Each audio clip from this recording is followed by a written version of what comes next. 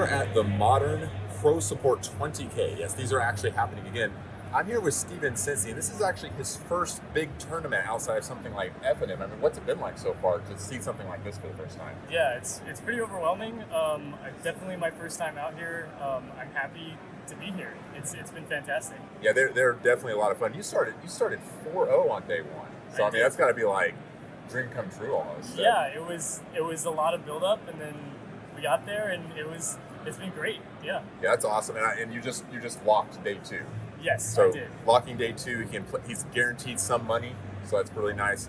And you decided to play something that honestly, on the surface level, seems like it's maybe a little complicated for a newer player, but it seems to be serving you pretty well. We're playing Indomitable Creativity, which is a little bit like Polymorph. Why don't you give us a brief synopsis of the game plan here? Yeah, so the Creativity deck, it's an archetype that's been around for a little while now.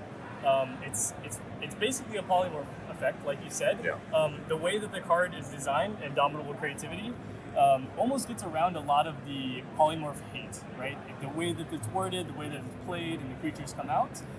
So yeah, its game plan is effectively to turn tokens and artifacts into big scary monsters and just annihilate your opponent that way.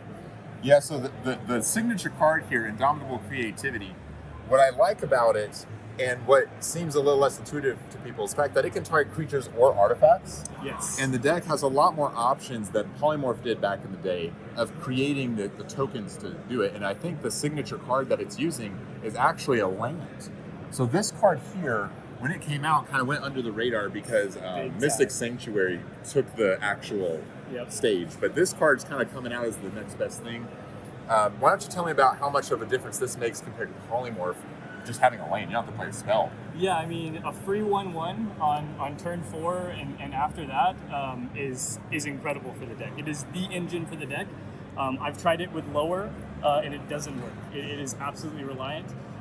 So yeah, that 1/1 sometimes that'll be the difference between a loss and a win. Yeah, I mean, even if you're not going for the game-winning big creature, you can just block. Like it buys you time. That's what I like about it. However, I think the sleeper card in the deck is this card right here. This card creates 2 tokens. Why don't you tell me about how that's been playing out for you today? Yeah, I mean, 1 mana, 2 for 1, right? What can you ask more from? Yes, it's perfect. Incredible.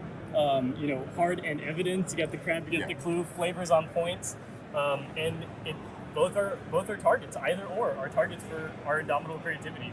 And hitting X = 2 is almost game winning. So yeah, and I like your pick of removal and interaction here. It's pretty standard, like just card quality and the colors that you have access to.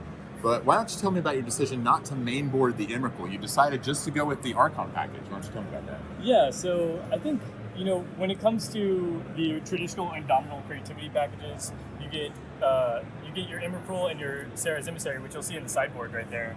But what ends up happening is you have to end up X = 2 on your Indomitable Creativity to set up for a win on the follow-up turn. In a lot of cases, that can win you the game, but you kind of need value immediately sometimes. And I think the comeback potential and the get-ahead potential this has right off the bat when it hits the battlefield is huge. So, yeah. Yeah, and here's something I noticed, too. With the new card, Faithful Mending, this works a little bit better with Archon than when you get an Emrakul stuck in your hand, because you can actually pitch the Archon and then bring it back with the Persist package. So, yes. I actually can understand that, but most lists I've noticed do play the 1/of because, the Nahiri can bring it back. But the rest of the list seems pretty straightforward. You've just got good cards like Teferi are just quality, right? Absolutely. Yeah. So tell me about your decisions on Cyborg Picks. I noticed you had Obsidian Charma over here. I played this card in some of my decks, and it did not work out well for me. So tell me how it's been going for you. Yeah, so Charma is there to put up the defense on Tron mostly, right? Tron, at big events like this, as far as I've heard, again, not a ton of experience, Tron is a big player, and you need to have something to take care of it. Prismatic Ending isn't usually enough. Wear Tears aren't usually enough. So hitting on X = 1, taking him off Tron, and getting 1 or 2 extra turns out of it can be the difference. Okay, and the last thing I want to wrap up with, my favorite Cyborg card, Leyline of Sanctity. I think this is a sweeper in a lot of decks, especially decks that have over-the-top strategies either with the graveyard.